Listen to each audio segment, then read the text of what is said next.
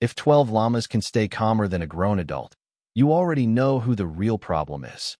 The first thing I heard that morning was the sound of chewing. Slow, steady, completely unconcerned chewing. I stepped onto my back porch just after sunrise with a mug of coffee warming my hands and watched all 12 of my llamas spread across the pasture like they owned the place. The air smelled like fresh hay and damp grass. A light layer of morning fog hovered over the lower section of the field, while golden sunlight crept across the hills behind my property. It should have been a peaceful start to the day. Instead, 3 white county vehicles rolled down the gravel road toward my gate. My name is Caleb Mercer, and at that moment I already knew exactly why they were there. The lead truck stopped near the entrance. 2 animal control officers stepped out carrying clipboards. They looked professional, polite, and slightly uncomfortable. Behind them, parked a little farther away, stood a woman holding a phone in front of her face as if she were documenting a major criminal investigation. Brenda Whitaker, the self-appointed guardian of everything she believed a neighborhood should look like. Even from across the road, I could recognize that expression. It was the expression of someone absolutely certain she was about to be proven right. One of my llamas, a curious male named Jasper, wandered toward the fence and stared at the visitors. Another continued eating without even lifting its head. The rest barely reacted at all. I opened the gate before the officers reached it and greeted them with a smile. They introduced themselves and explained that a complaint had been filed regarding animal welfare concerns, possible overcrowding, and improper livestock conditions. I nodded and invited them inside. Their surprise was obvious. Most people become defensive when government vehicles show up unexpectedly. I pointed toward the pasture and told them they could inspect anything they wanted. Water stations, feed storage, veterinary records, shelter structures, fencing, everything. One officer glanced toward Brenda, who was still filming from a distance. Then he looked back at me. "You seem pretty relaxed about this," he said. I laughed. "That is because I know these animals are healthier than most people." The inspection began. While they walked the property, I followed along answering questions.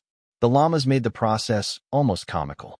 Several approached the officers with genuine curiosity. One tried investigating a clipboard. Another stood beside an inspector like an assistant conducting the evaluation. Every observation seemed to work in my favor. Clean water, proper nutrition, excellent body condition, updated veterinary care, secure fencing, plenty of pasture space. As the inspection continued, I noticed Brenda becoming increasingly frustrated. She kept adjusting her position to get a better view while occasionally typing on her phone. She had expected chaos. She had expected violations. She had expected proof. Instead, she was watching 12 extremely healthy llamas casually ruin her entire morning. What Brenda did not know was that this complaint was about to become the first entry in a very interesting paper trail. And what she definitely did not know was that the last person she wanted paying attention to that paper trail happened to sit across from me at Sunday family dinners. The animal control officers stayed for nearly 2 hours. By the time they finished, the morning fog had burned away and the pasture glowed under bright sunshine. My llamas had settled back into their normal routines. Jasper had returned to grazing. Daisy was stretched out near the shelter enjoying the warmth. 2 younger llamas chased each other across the field before stopping abruptly to investigate a butterfly. Watching them made it difficult to understand how anyone could look at this place and imagine neglect or danger. Yet Brenda Whitaker had somehow convinced herself that 12 peaceful animals represented a threat to civilization. When the inspection ended, one of the officers shook my hand and thanked me for my cooperation. His report would show exactly what anyone with common sense could already see. Healthy animals, proper facilities, full compliance with county regulations. As they prepared to leave, I noticed Brenda quickly approaching their vehicles. She spoke with them for several minutes. Even from a distance, her body language told the story. Animated gestures, frustrated expressions, repeated pointing toward my property. The officers remained polite, but eventually climbed into their trucks and drove away. Brenda stood beside the road watching them disappear. Then she turned toward my pasture. For a brief moment, our eyes met across the distance. She looked annoyed. I smiled and waved. That probably did not improve her mood. The truth was that Brenda and I had never started as enemies. When my wife and I bought the property several years earlier, we barely interacted. The land sat just outside the HOA boundary. legally separate, entirely independent. That detail mattered because Brenda had spent years treating the HOA like a small kingdom. She controlled landscaping standards, paint colors, fence approvals, mailbox designs, and community rules. Residents inside the neighborhood accepted that authority because they had agreed to it when purchasing their homes. I had not. My property predated the development by decades. The pasture, barns, and livestock existed long before the subdivision arrived. At first, Brenda seemed determined to convince me that HOA preferences should somehow influence what happened on my land. She suggested changes to fencing. She complained about equipment storage. She once sent me an article about acceptable rural aesthetics. I framed that article and hung it inside my workshop. The llamas seemed to appreciate the decoration. Things changed when I expanded the herd. 12 llamas were hardly excessive for the acreage I owned. County regulations allowed significantly more. Every permit was current. Every inspection requirement had been met.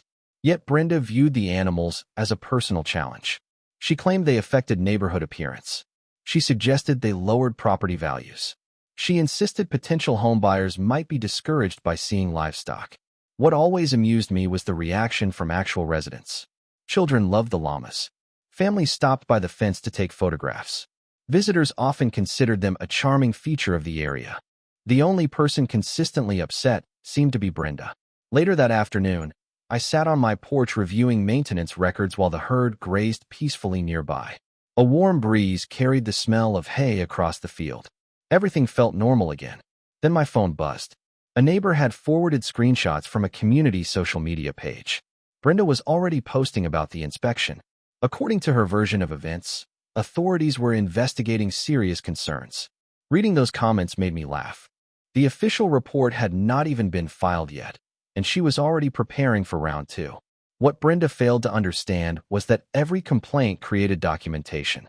Every inspection produced records. Every accusation generated a paper trail. And somewhere down that trail, she was heading toward a discovery she never saw coming. Over the next several weeks, Brenda transformed a failed complaint into a full-time mission. Every few days, another rumor appeared online. Another comment surfaced in community discussions. Another complaint found its way into somebody's inbox. According to Brenda, my llamas were suddenly responsible for everything from traffic concerns to declining neighborhood standards. It would have been impressive if it had not been so ridiculous. Meanwhile, life on the ranch continued exactly as it always had. Every morning started before sunrise. I checked water systems, inspected fencing, distributed feed, and spent time with the herd before the day became busy. The llamas had their own personalities. Jasper remained curious about everything. Daisy preferred quiet corners of the pasture. Winston believed every bucket on the property belonged exclusively to him. Spending time around them had a calming effect. That was useful because Brenda seemed determined to manufacture drama wherever possible. One Saturday afternoon, I learned she had dedicated nearly half of an HOA meeting to discussing my animals. The strange part was that my property was not even under HOA authority. Several residents later told me they felt uncomfortable listening to the presentation. Brenda showed photographs taken from the neighborhood edge. She described hypothetical concerns. She warned about future problems that did not actually exist. Yet despite her effort, very few people seemed convinced. Most residents had seen the llamas themselves. Families regularly stopped near the fence to watch them. Children gave them nicknames. Visitors often considered them one of the more charming parts of the area. Reality simply did not match Brenda's narrative. A few days later, another county vehicle appeared at my gate. This time it was not animal control. It was a zoning compliance officer responding to an anonymous concern regarding agricultural land use. The moment I saw the truck, I already knew where the complaint originated. The officer introduced himself, reviewed the report, and immediately realized the situation was straightforward. I provided permits, property records, livestock documentation. He completed his inspection in less than 30 minutes. Before leaving, he thanked me for being organized. I thanked him for stopping by. The entire interaction was professional and uneventful. But something about it caught my attention. 2 separate complaints. 2 different agencies. Both fully documented. Both easily disproven. Both tied to the same individual. That evening, I created a folder on my computer labeled Property Correspondence. Inside, I saved inspection reports, emails, notices, photographs, and timelines. Not because I expected trouble, because experience had taught me that records matter. Every conversation, every complaint, every inspection. If someone creates enough paperwork, eventually patterns become visible. As summer moved forward, the complaints continued. Brenda seemed unable to accept the possibility that she might simply be wrong. Instead, she doubled down. Social media posts became more dramatic. Community conversations became more frequent. The claims became increasingly exaggerated. Ironically, each attempt to create pressure generated another official record showing that nothing improper was happening. One evening, while feeding the herd during a beautiful sunset, my wife called from the house and told me dinner was almost ready. I looked across the pasture where the llamas grazed peacefully beneath a sky painted orange and gold. Everything felt calm, stable, normal. The contrast between that reality and Brenda's endless complaints could not have been greater. What I did not realize then was that her campaign was about to expand beyond county inspections. And once that happened, people much closer to the situation would start paying attention. The next complaint arrived on a Tuesday afternoon, and this time it came wrapped inside an official envelope. I was repairing a section of fencing near the western pasture when my wife walked across the yard carrying the mail. The sun hung high above the fields, cicadas buzzed from the tree line, and the llamas lounged in the shade as if they had mastered the art of ignoring unnecessary stress. I wiped dust from my hands and opened the envelope. Inside was a notice regarding a formal community concern that had been forwarded through multiple channels. Reading it felt strangely familiar. The wording had changed. The accusations had changed. The source had not. According to the document, there were now concerns about traffic, noise, and visitor activity associated with the ranch. I looked up from the paper and laughed. My nearest visitors were usually families stopping to photograph llamas through the fence.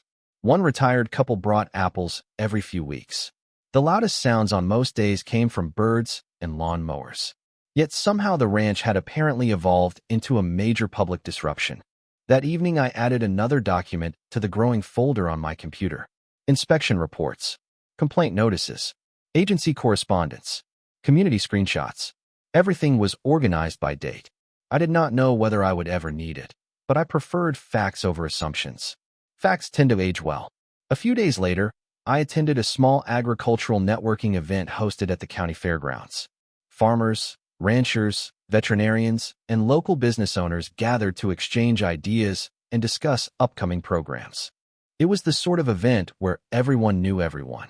During one conversation, a livestock inspector casually mentioned that my property seemed unusually popular with complaint systems lately. His tone was friendly, but the comment caught my attention. Apparently more than one agency had noticed the pattern.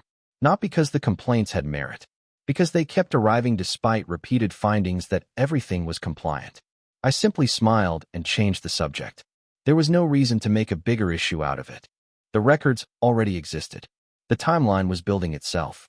As summer turned toward early fall, Brenda became increasingly visible throughout the neighborhood. She discussed my ranch at meetings. She referenced it in online conversations. She treated every minor issue as confirmation that her concerns had always been justified. What fascinated me was how disconnected those discussions were from reality. The llamas remained healthy. The property remained compliant. Every inspection continued producing the same outcome. Yet Brenda seemed unable to stop. One Friday evening, my wife and I drove to her parents' house for our usual family dinner. The smell of grilled food drifted across the backyard while relatives gathered around picnic tables beneath strings of warm lights. It was one of my favorite traditions.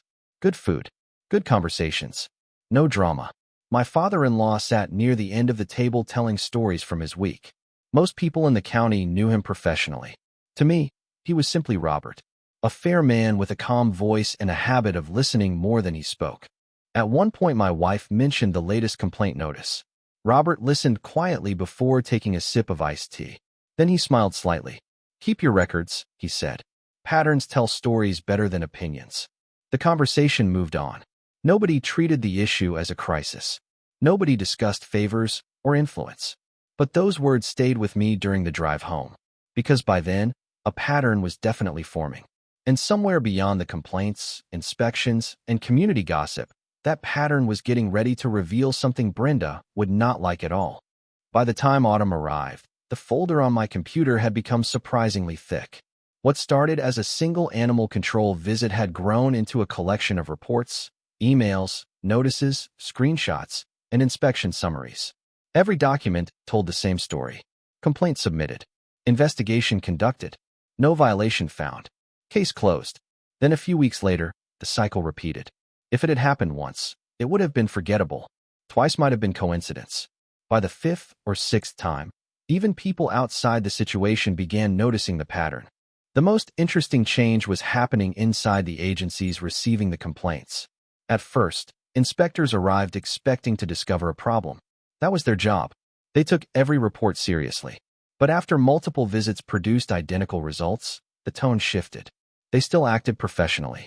They still completed every required procedure. Yet there was a growing sense of familiarity. One livestock officer laughed when he pulled into my driveway and saw Jasper standing near the gate waiting for visitors. "I think this llama remembers me," he joked. The truth was that most of the officials now knew more about my ranch than some of my relatives did. They had reviewed fencing, feed storage, veterinary records, shelter structures, water systems, and land use permits. They knew the property was compliant because they had personally verified it. Meanwhile, Brenda continued escalating. Community posts became longer. Complaints became more dramatic. She started referring to the ranch as a growing concern for neighborhood quality. The irony was almost painful. Property values in the area were increasing. New families were moving into the subdivision. Several local magazines had even featured photographs of the surrounding countryside, including livestock and open farmland, as examples of the region's appeal. Reality continued moving in one direction while Brenda pushed desperately in another. One Saturday morning, I was repairing a feed bin when a truck pulled into the driveway. It belonged to a county employee I had met during a previous inspection. He was not there officially. He happened to be passing through the area and stopped to say hello. During our conversation, he mentioned something interesting. Without revealing confidential information, he explained that repeated complaints involving the same property often created their own administrative history. Agencies tracked outcomes. Investigators reviewed previous findings.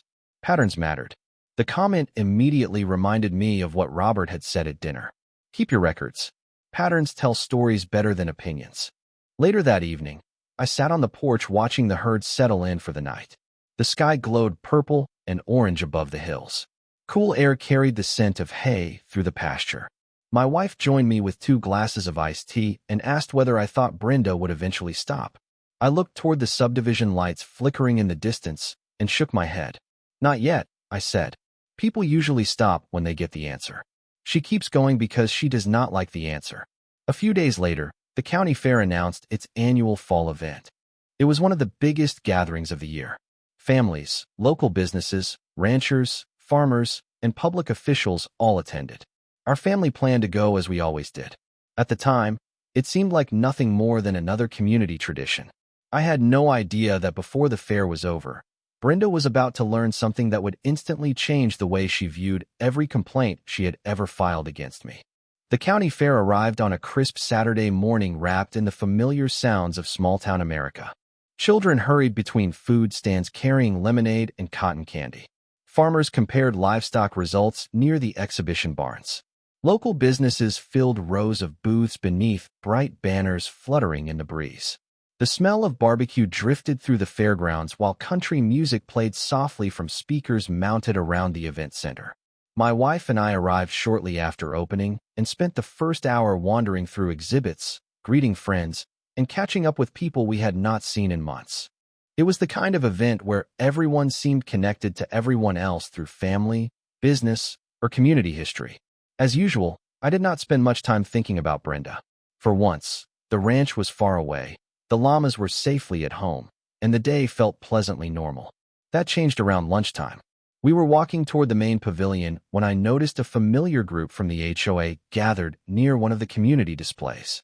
Brenda stood in the center of the conversation, wearing her usual expression of confidence. She seemed completely at ease as she spoke with several residents. The moment she spotted me, however, her posture stiffened slightly. It was not dramatic. Most people would not have noticed. But after months of dealing with her complaints, I recognized the look immediately. She was still watching, still evaluating, still searching for some sign that she had been right all along. I simply nodded politely and continued walking with my wife. A few minutes later, we reached the reserved seating area near the main stage.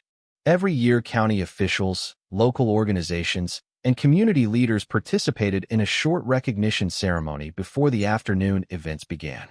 We found our seats while families filled the rows around us. The atmosphere remained relaxed and friendly. Then the announcer stepped onto the stage and began introducing guests. Representatives from local departments received applause.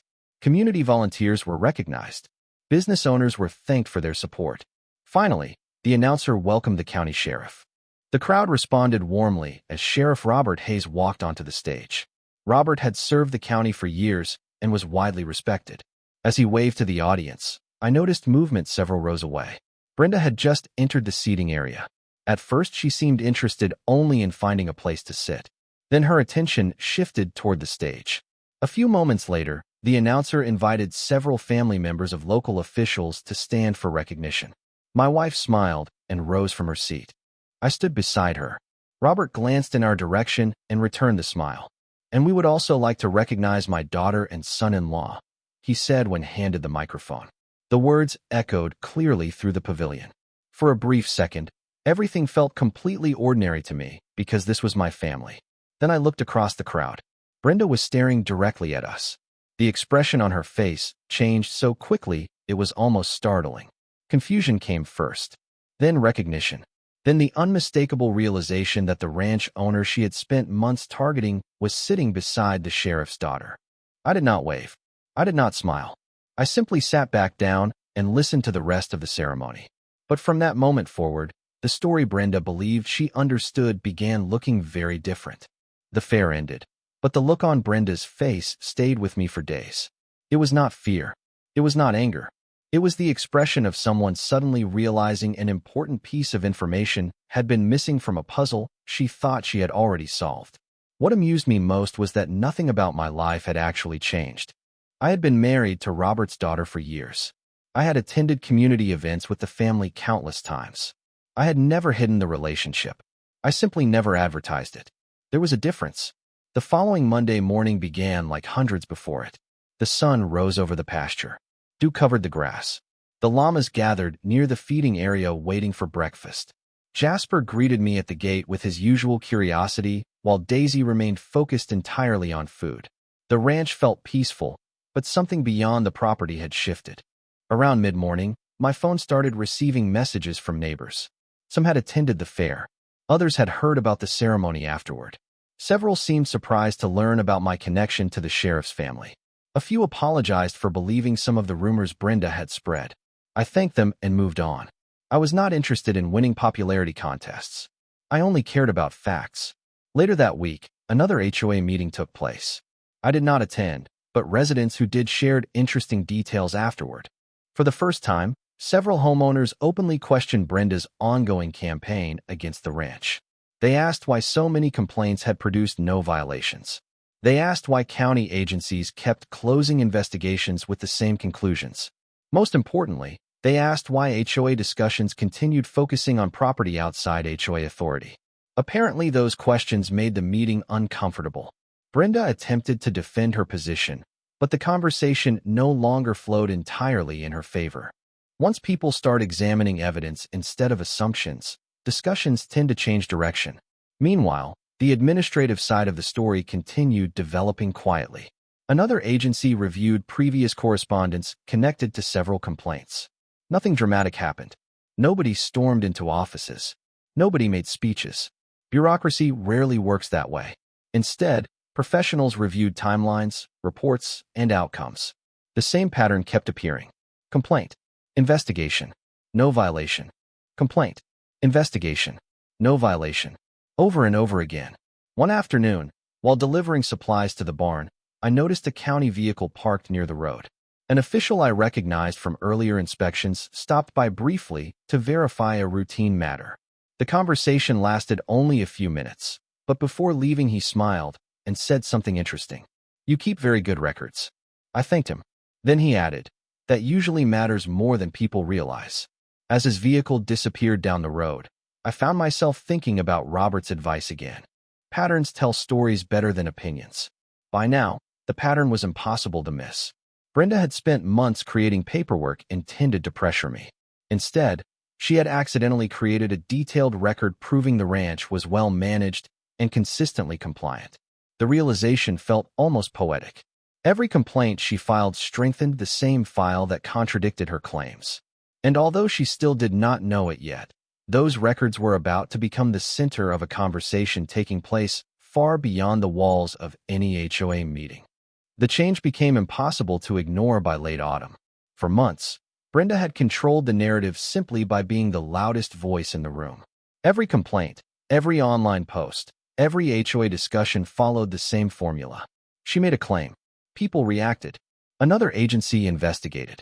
Then nothing happened because there was nothing to find. The difference now was that residents had started noticing the pattern for themselves. They no longer focused on the accusations. They focused on the outcomes. One Saturday morning, while I was cleaning feed buckets near the barn, a neighbor stopped by the fence. He had lived in the subdivision for years and rarely involved himself in community drama. After exchanging greetings, he leaned against the rail and asked a simple question. "How many inspections has your ranch had this year?" I thought about it for a moment before answering. Animal control, zoning, livestock review, follow-up verification, a few administrative checks, more than enough to lose count without records. He shook his head and laughed. And they all found the same thing? I nodded. Every single one. He stared across the pasture where Jasper and Daisy were grazing beneath a clear blue sky. That says more than any meeting ever could. His comment stayed with me the rest of the day because it perfectly captured what was happening. Facts were slowly replacing rumors. The following week brought another unexpected development. Several residents formally requested that future HOA meetings focus on neighborhood matters rather than ongoing discussions about property outside HOA jurisdiction. The request was polite, reasonable, and difficult to argue against. From what I heard afterward, the conversation became uncomfortable for Brenda. Not because anyone accused her of wrongdoing. Because people started asking practical questions. Why were community resources constantly being spent discussing an issue that produced no violations? Why had multiple agencies reached identical conclusions? Why did every investigation end the same way? Those questions had answers, but they were not answers Brenda liked. Meanwhile, county officials continued doing what county officials always do. They reviewed records. They followed procedures. They documented outcomes. No dramatic confrontation occurred. No one stormed into meetings. Real accountability rarely arrives with flashing lights and loud speeches.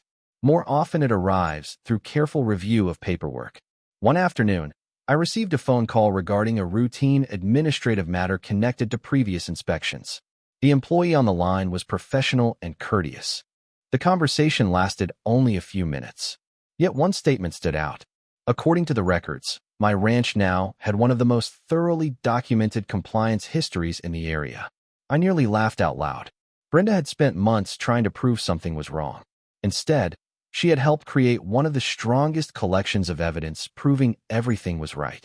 That evening, I attended another family dinner at Robert's house. The atmosphere felt as relaxed as ever. Children played in the backyard. Food covered the table. Stories moved from one conversation to another. At one point, Robert asked how things were going at the ranch. I told him everything was peaceful. He smiled. Good records usually lead to peaceful outcomes. Looking around the table, I realized something important. Throughout this entire situation, nobody in the sheriff's family had pulled strings, made calls, or demanded special treatment. They did not need to. The truth had been doing all the work on its own. And as winter approached, that truth was about to become impossible for Brenda to avoid. Winter arrived quietly. Frost covered the pasture on cold mornings, and the herd gathered near the shelters while pale sunlight slowly climbed above the hills. From my porch, the ranch looked exactly the way it always had. Peaceful, organized, predictable. The difference was that the noise surrounding it had finally started fading. The complaints that once appeared every few weeks became less frequent. The online discussions lost momentum. HOA meetings shifted back toward actual neighborhood business. For the first time in nearly a year, people seemed more interested in reality than rumors. The final turning point came during a county administrative review connected to recurring complaint activity. It was not a hearing. It was not a public spectacle. It was simply a review of records, dates, reports, outcomes, documentation, the same collection of paperwork that had been growing for months. Every inspection result, every compliance finding, every closed case. The story told by the records was impossible to misunderstand. Agencies had responded professionally. Investigators had done their jobs. The ranch had repeatedly passed every review. Eventually, even the most determined accusations run out of room when facts continue moving in the opposite direction. Not long afterward, several neighbors told me that Brenda had become noticeably quieter during community discussions. She was still present, still active, but the confidence that once fueled her campaign seemed diminished. People had stopped accepting claims without evidence. They had learned to ask questions. They had learned to look at outcomes. Most importantly, they had learned that repeating an accusation does not transform it into a fact. One afternoon, as I repaired a gate near the northern fence line, a family stopped by to look at the llamas. Their young daughter laughed as Jasper approached the fence hoping for attention. Her parents thanked me for allowing visitors to enjoy the animals from the roadside. After they left, I stood there for a moment watching the herd move across the pasture. The same animals that supposedly represented a major community problem were now creating happy memories for passing families. The contrast never stopped amusing me. A few days before Christmas, our family gathered once again at Robert's house. The evening felt warm despite the cold weather outside. Laughter filled the rooms. Stories moved around the dinner table. At one point, someone jokingly asked whether the famous llama controversy had finally ended. Everyone laughed. Even Robert smiled. Then he looked at me and repeated the same advice he had given months earlier. Good records. That was all he said. Good records. Looking back, I realized he had been right from the beginning. Not because of who he was. Not because of his position. Because truth leaves a trail. If you document it carefully enough, eventually it speaks for itself. As the year came to an end, the ranch remained exactly where it had always been. 12 healthy llamas. Open pasture. Quiet mornings. Honest work. Brenda had spent months trying to create a problem that did not exist. In the process, she built a paper trail proving the opposite of what she intended. And the funniest part of all was that she thought discovering I was the sheriff's son-in-law was the twist. It was not. The real twist was that I never needed that connection at all. The records, the inspections, and the truth had already won long before she learned my last name. Justice was never loud. It never needed to be. It was patient, documented, and inevitable.